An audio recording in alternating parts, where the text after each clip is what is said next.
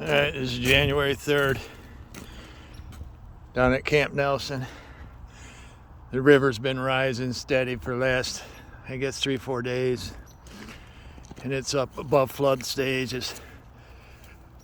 This is coming into the campground here,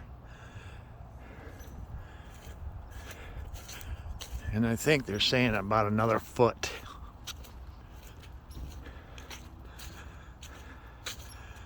She's up there,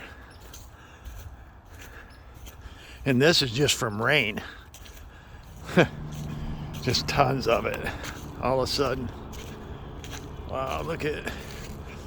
It's getting close to the bank.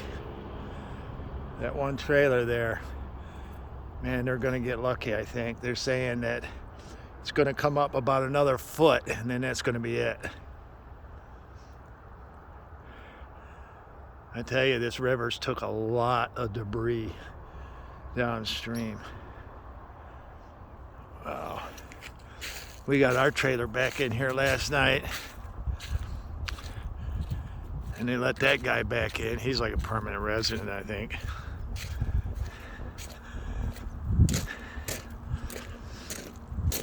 Oh, cold, cold, cold. It's chilly this morning.